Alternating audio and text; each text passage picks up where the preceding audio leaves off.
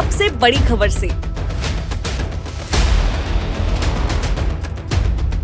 छोटे शहर की बड़ी कहानियां।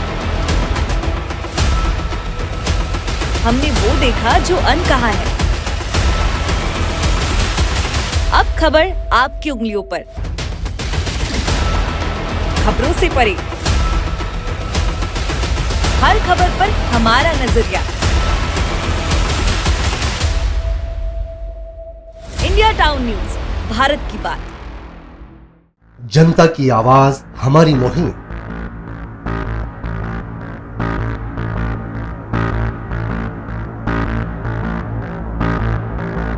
डिजिटल युग की नई आवाज।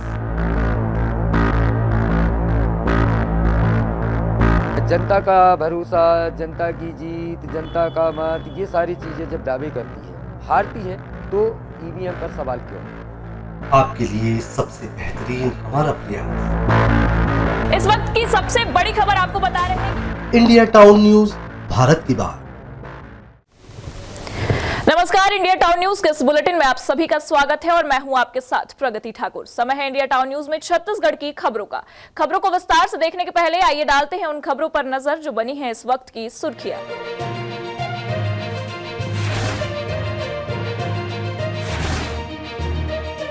दिल्ली से लौटे सीएम ने कहा, मंत्रिमंडल में नए पुराने चेहरों का होगा सामंजस्य। कल से शुरू होगा 3 दिन का शीतकालीन सत्र। केंद्रीय समिति के साथ हुआ महत्वपूर्ण विषयों पर मंथन।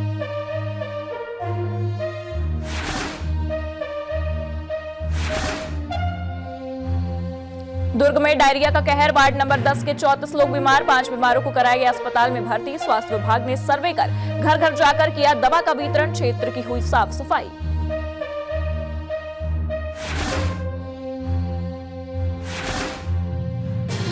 राजीव नगर पंचायत पर आरटीआई कार्यकर्ताओं ने लगाए गंभीर आरोप। स्वीकृति से ज्यादा कर्मचारियों को दिया जा रहा वेतन। टेंडर प्रक्रिया में भी चल रहा भीतर का खेल। सीएमओ दे रहे गोलमोल जवाब।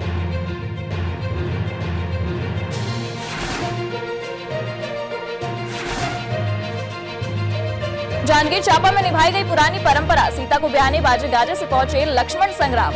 बैंड बाजे से निकली बारात। विवाह की हर रस्म में शामिल हुए श्रद्धालु।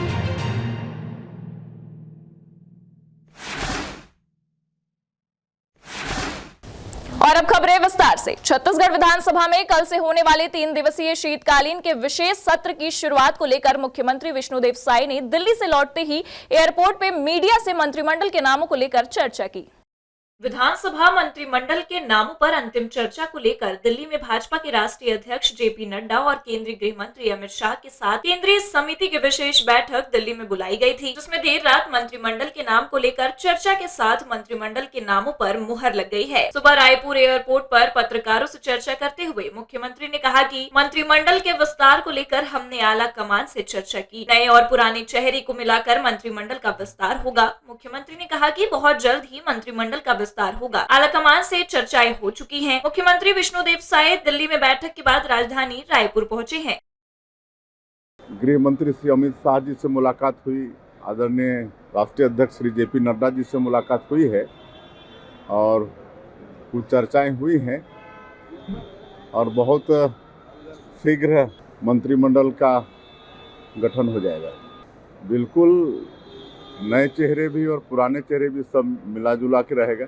जो इस सत्र में धान बेच रहे हैं, मोदी की गारंटी में जो वादा हम लोगों ने किया है 3100 रुपया प्रति क्विंटल और 1 एकड़ में 21 क्विंटल, उसी हिसाब से उनको उसका भुगतान मिलेगा। शीतकालीन सत्र से विधानसभा के सभी मंत्री अपने पद की शपथ लेने के बाद विधानसभा सत्र की शुरुआत की जाएगी। सीएम विष्णुदेव साय ने धान खरीदी समेत अन्य मुद्दों पर बयान दिया है। उन्होंने धान खरीदी को लेकर कहा कि किसानों को चिंता करने की जरूरत नहीं। मोदी ने जो गारंटी दी है उतने में धान की खरीदी होगी। रायपुर से इंडिया टाउन न्यूज के लिए प्रेम निर्मलकर की रिपोर्ट। राजीव में आरटीआई कार्यकर्ता विनीत पारख ने एक बड़ा खुलासा करते हुए नगर पंचायत राजीव में करोड़ों रुपए के भ्रष्टाचार का पूरे साक्ष्य के साथ आरोप लगाया है। नगर पंचायत राजीव में शासन के द्वारा कुल 43 प्लेसमेंट कर्मचारियों की स्वीकृति प्रदान की गई है, लेकिन यहां कई सालों से 10 अतिरिक्त लोगों का अर्थात कुल 53 लोगों का भुगतान हर माह किया जा रहा है, जबकि संचालक नगरीय प्रशासन के आदेशानुसार स्वीकृत लोगों से एक भी अधिक कर्मचारी के भुगतान किए जाने पर उसकी पूरी रिकवरी नगर पंचायत के सीएमओ की तनख्वाह से की जानी है। बावजूद उसके नगर पंचायत राजीव में वर्षों से एक बड़ा खेल खेला जा रहा है। साथ ही नगर पंचायत के द्वारा शासन की गाइडलाइंस के अनुसार 20 लाख रुपए से अधिक की कार्यों पर ई टेंडर कराने का प्रावधान है, लेकिन इसमें भी एक ही कार्य की राशि को अलग अलग हिस्से में तोड़कर सीधे मैनुअल टेंडर देखकर अधिकारी अपने चहेतों को लगातार फायदा पहुंचाकर करोड़ों के घपला घोटाला कर रहे हैं। साथ ही नियत समय में पहले ही टेंडर को खोलकर अपने लोगों को फायदा पहुंचाने का भी काम किया जा रहा है। शासन द्वारा प्लेसमेंट कर्मचारियों की कुल अनुमति 43 लोगों की है, लेकिन बहुत समय से 2000 लगभग संभावना 2019 से 53 लोगों को पेमेंट किया जा रहा है। कुल मिला के अगर देखेंगे तो 54-55 लाख का ये घोटाला है, जिसमें 10 लोगों को एक्स्ट्रा पेमेंट दिया जा रहा है। 20 दिनों का समय रहता है टेंडर खुलने का, लेकिन 6/9/2022 को प्रकाशित हुआ है पेपर में, और उसके बाद 23/9/2022 को टेंडर खोल दिया गया है। कुल मिला के 14 से 15 दिन के अंदर ही इसमें टेंडर खोल दिया गया है। सबसे पहला ये घपला है, इसमें अपने अपने पसंदीदा ठेकेदारों को इन लोग काम देने का प्रयास किए गए हैं। इस पूरे मामले पर सीएमओ राजीव गोलमोल जवाब देते हुए कह रहे हैं कि नगर पंचायत में एक भी कर्मचारी अधिक नहीं है। वहीं टेंडर के मामले पर जांच करने के बाद ही बता पाने की बात कही है।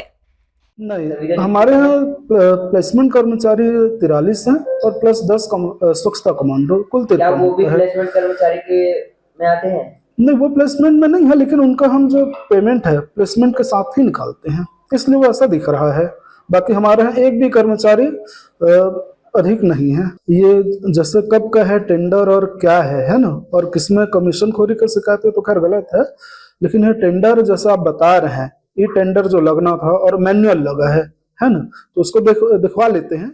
गरियाबंद से इंडिया टाउन न्यूज के लिए नीरज शर्मा की रिपोर्ट। नारायणपुर जिले में नक्सल विरोधी अभियान संचालित किया जा रहा है। इसी तारतम्य में नक्सल घटनाओं में शामिल एक सक्रिय माओवादी पर कार्यवाही करने में नारायणपुर पुलिस को सफलता मिली है। गिरफ्तार माओवादी हत्या, आईईडी विस्फोट एवं आगजनी जैसी घटनाओं में शामिल था। छोटे डोंगड़ से डीआरजी, जिला बल एवं आईटीबीपी 29वीं वाहिनी की संयुक्त टीम नक्सल विरोधी अभियान हेतु ग्राम चमेली, बहकेर, रोहताड़ और तुरुष मेटा के लिए रवाना हुई थी। इस अभियान के दौरान तुरुष मेटा में ही एक संदिग्ध व्यक्ति को पकड़ा गया, जिससे पूछताछ पर उसने अपना नाम मंदेर दुर्रा निवासी तुरुष मेटा का होना बताया। पूछताछ करने पर उसने बताया कि वह क्षेत्र के माओवादियों के साथ मिलकर मिलिशिया सदस्य के रूप में कार्य कर रहा है, जिसने 23 सितंबर 2021 को माओवादियों के साथ मिलकर ग्राम मढ़ोनार में सड़क निर्माण में लगे वाहनों में आगजनी कर मजदूरों के साथ मारपीट कर मुंशी की हत्या की घटना में शामिल रहना स्वीकार किया है। साथ ही 13 दिसंबर 2023 को अमदई घाटी में सुरक्षा बल पर आईईडी विस्फोट की घटना में शामिल रहना भी स्वीकार किया है। दोनों घटनाओं पर थाना छोटे डोंगड़ में अलग अलग अपराध कायम कर विवेचना में लिया गया था।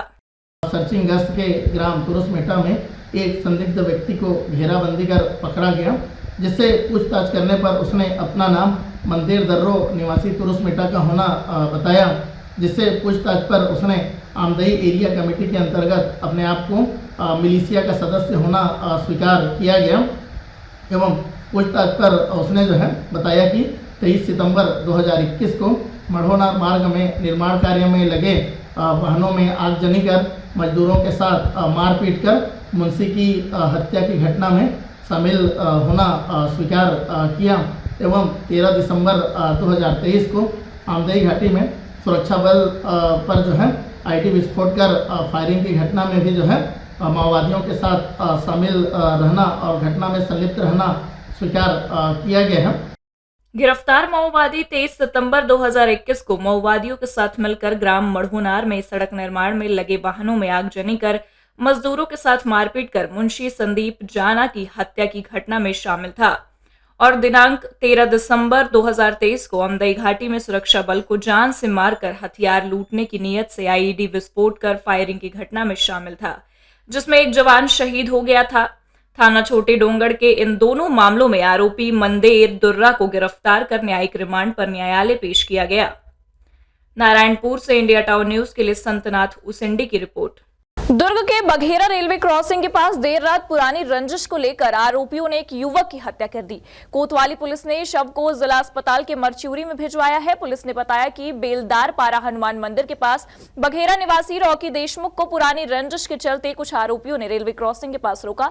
इसके बाद आरोपियों ने गाली गलौज करते हुए जान से मारने की धमकी देकर ईंट पत्थर से रॉकी पर वार कर दिया, जिससे उसे गंभीर चोटें आई। रॉकी जमीन पर गिर गया और उसने वहीं दम तोड़ दिया। जानकारी मिलते ही मौके पर कोतवाली पुलिस पहुंची और जांच शुरू कर आरोपियों की तलाश में जुट गई है। दुर्ग जिले के खुर्सीपार स्थित गौतम नगर में डायरिया का मामला सामने आया है। यहां बड़ी संख्या में लोगों के बीमार होने की सूचना मिली है। यहां उल्टी दस्त के 34 मरीज मिले हैं। 5 लोगों को अस्पताल में भर्ती कराया गया है, जिससे डायरिया फैलने की संभावना जताई जा रही है। रविवार को दुर्ग के वार्ड नंबर 42 गौतम नगर खुर्सीपार में अचानक कई लोग बीमार पड़ गए। उल्टी दस्त की सूचना मिलते ही स्वास्थ्य विभाग के अधिकारी मौके पर पहुंचे। खुर्सीपार पीएससी इंचार्ज यूबीएमओ, बीईई और स्वास्थ्य कर्मियों ने क्षेत्र में दौरा किया। एएनएम के द्वारा सूचना मिलने पर क्षेत्र में पर्यवेक्षक, एएनएम एवं मितानिनों के द्वारा घर घर जाकर सर्वे किया गया। सर्वे के दौरान उल्टी एवं दस्त के 34 मरीज का पंजीयन कर दवाई दी गई। 4 मरीजों को सिविल अस्पताल सुपेला एवं 1 मरीज को सेक्टर 9 अस्पताल रेफर किया गया। नगर निगम के द्वारा आसपास के क्षेत्र में साफ सफाई की गई और नालियों में ब्लीचिंग पाउडर का छिड़काव किया गया। 315 घरों में क्लोरीन की गोली बांटी गई। साथ ही क्षेत्र से पीने के पानी का सैंपल लेकर जांच के लिए भेजा गया। बताया गया है कि कुल 34 मरीज मिले हैं, जिसमें उल्टी और दस्त के 6, दस्त के 26 मरीज और बुखार के 2 मरीज शामिल हैं। दुर्ग से इंडिया टाउन न्यूज के लिए अतुल शर्मा की रिपोर्ट। अब वक्त तो चला एक ब्रेक का। ब्रेक के बाद देखेंगे देश प्रदेश से जुड़ी कुछ और खबरें। मिलिए सबसे बड़ी खबर से। छोटे शहर की बड़ी कहानियां। हमने वो देखा जो अनकहा है। अब खबर आपकी उंगलियों पर, खबरों से परे, हर खबर पर हमारा नजरिया। इंडिया टाउन न्यूज, भारत की बात। जनता की आवाज हमारी मुहिम।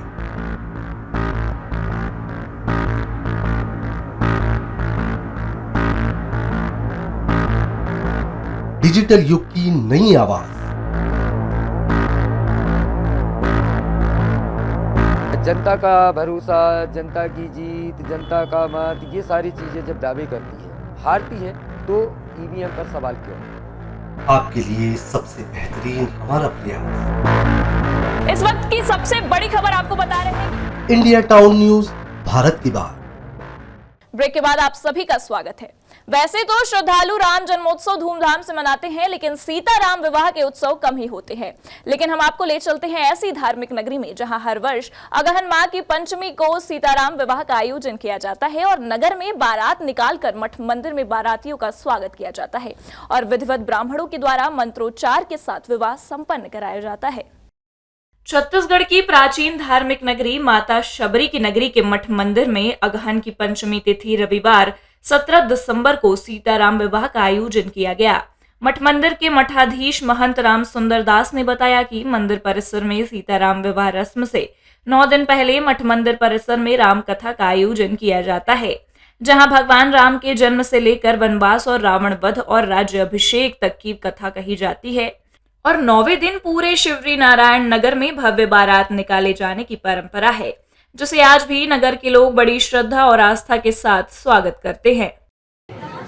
जब से शिवनारायण मठ की स्थापना हुई तब से प्रत्येक वर्ष अगहन शुक्ल पक्ष पंचमी को सीताराम विवाह के रूप में हम लोग मनाते हैं और प्रत्येक वर्ष यह कार्यक्रम होता है। 9 दिन तक धार्मिक अनुष्ठान, उत्सव महोत्सव कार्यक्रम रहता है और पंचमी के दिन मर्यादा पुरुषोत्तम राघवन सरकार भाई लक्ष्मण जी और माता जी का पूरा झांकी शहर में भ्रमण करके श्री शिवनारायण मठ परिसर में विवाह कार्य संपन्न होता है। भगवान शिवरी नारायण की पावन धारा में श्री सीताराम विवाह महोत्सव बड़े ही हर्षोल्लास पूर्वक मनाया गया। शाम 4 बजे शिवरी नारायण मठ से रथ में सवार भगवान राम की बारात के रूप में भव्य शोभा यात्रा निकाली गई और गाजे बाजे के साथ शिवरी नारायण को नगर भ्रमण कराया गया। इस बारात में नगर के महिला, पुरुष, युवा और बच्चों के साथ आसपास के श्रद्धालुओं और संतों ने हिस्सा लिया। शोभा यात्रा मध्य नगरी चौक, मुंबई मार्केट, पुराना हटरी बाजार होते हुए मठ पहुंची। यहां नगर की महिलाओं ने भगवान दूल्हा दुल्हन सरकार की परछन किया। बाद में उन्हें मंडप में ले जाया गया, जहां विधिवत विवाह की रस्म पूरी की गई। जांजगीर चांपा से इंडिया टाउन न्यूज के लिए श्रद्धा सिंह की रिपोर्ट।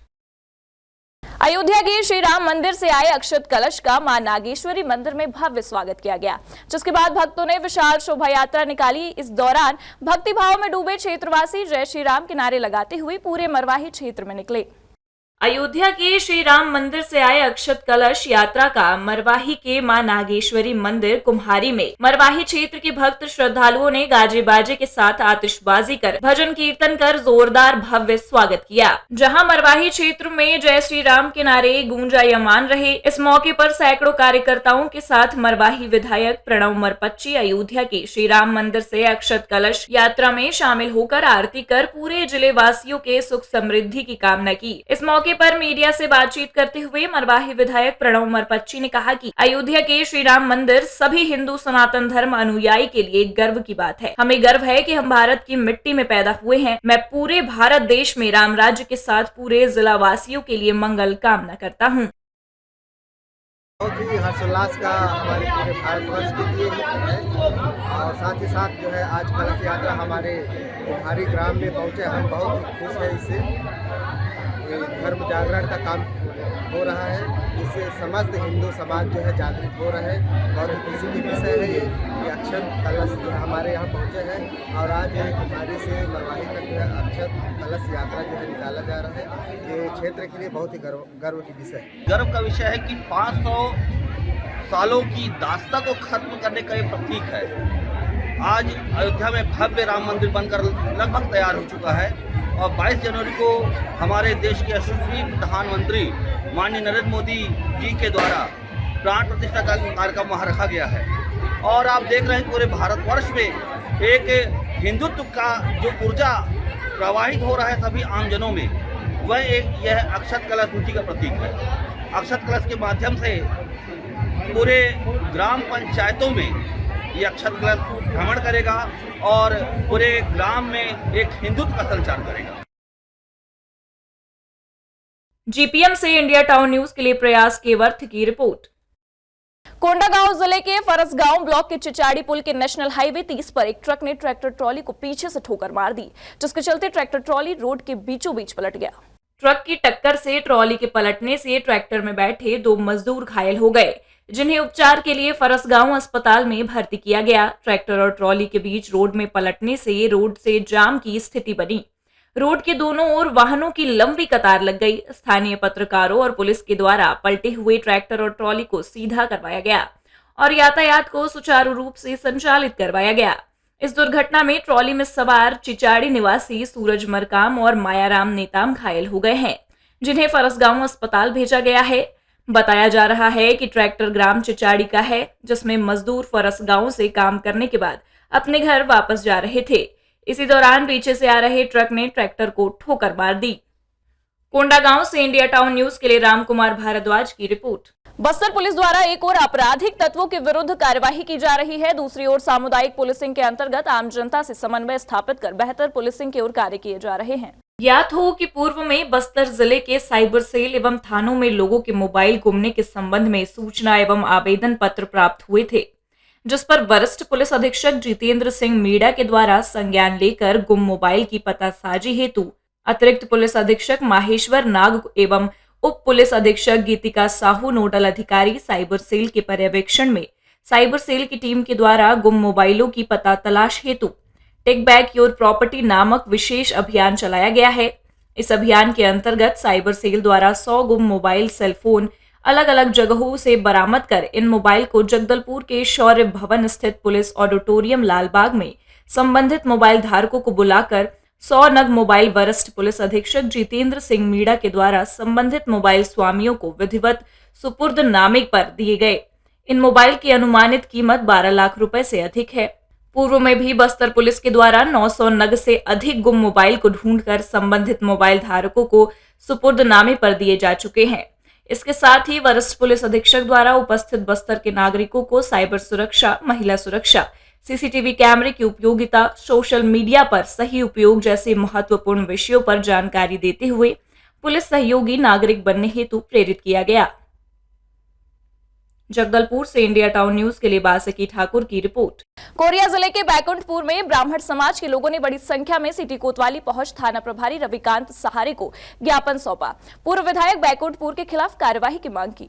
15 दिसंबर 2023 को सिटी कोतवाली बैकुंठपुर में ब्राह्मण समाज के एक युवक द्वारा लिखित शिकायत पत्र के माध्यम से स्थानीय पूर्व विधायक अंबिका सिंह देव और उनके पीए व ड्राइवर पर गाड़ी ओवरटेक कर कॉलर पकड़ने, गाली गलौज व थप्पड़ मारने संबंधी आरोप लगाया गया था, जिस पर ब्राह्मण समाज कोरिया के द्वारा इस घटना के विरोध में एक सामाजिक बैठक की गई, जिसमें एमसीबी एवं सूरजपुर जिले के ब्राह्मण समाज प्रतिनिधि शामिल हुए।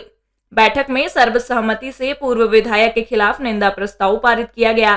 साथ ही सामाजिक बैठक में सर्वसहमति से यह निर्णय लिया गया कि अपराध पर युवाओं के द्वारा दर्ज कराई गई प्राथमिकी पर तत्काल अपराध दर्ज कर कार्यवाही की जावे। ब्राह्मण समाज कोरिया द्वारा आगामी 3 दिवस के भीतर पूर्व विधायक पर अपराध दर्ज कर वैधानिक कार्यवाही करने की मांग ज्ञापन पत्र के माध्यम से की गई। साथ ही यह भी बताया गया कि घटना पर अपराध दर्ज कर कार्यवाही नहीं होने की स्थिति में ब्राह्मण समाज चरणबद्ध तरीके से आंदोलन करेगा। बैकुंठपुर की सम्मानीय पूर्व जनप्रतिनिधि श्रीमती अंबिका सिंह देव जी द्वारा एक ब्राह्मण बालक को रास्ते में रोककर उसके साथ किए गए दुर्व्यवहार के संबंध में आज ज्ञापन दिया गया है। और पूरे समाज की ये मांग है, क्योंकि उससे जब दुर्व्यवहार किया गया तो उसमें सामाजिक रूप से भी आक्षेप लगाया गया कि आपके ब्राह्मणों ने बड़ा विरोध किया है और फलाना है ढिकाना है। इस संबंध में आज समाज की एक आवश्यक बैठक थी, जिसमें उनके द्वारा किए गए इस कृत्य के विरुद्ध समाज के द्वारा निंदा प्रस्ताव पारित किया गया है। और हम लोगों ने उस बालक के प्रति किए गए दुर्व्यवहार के लिए सामाजिक दृष्टि से उसको वैधानिक न्याय दिलाने के लिए आज एक ज्ञापन सिटी कोतवाली में प्रस्तुत किया है। कोरिया से इंडिया टाउन न्यूज के लिए अरुण कुमार जैन की रिपोर्ट। ये थी अब तक की खबरें। अब मुझे दीजिए इजाजत, लेकिन आप अपने पसंदीदा न्यूज चैनल को लाइक, शेयर और कमेंट्स करना ना भूलें। साथ ही पल पल की खबरों और मनोरंजन के साथ ही देश प्रदेश की जानकारियों के लिए आप जुड़े रहिए इंडिया टाउन न्यूज के साथ। नमस्कार। मिलिए सबसे बड़ी खबर से, छोटे शहर की बड़ी कहानियां। हमने वो देखा जो अनकहा है। अब खबर आपकी उंगलियों पर, खबरों से परे,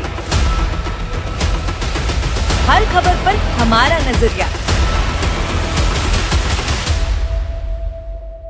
इंडिया टाउन न्यूज, भारत की बात।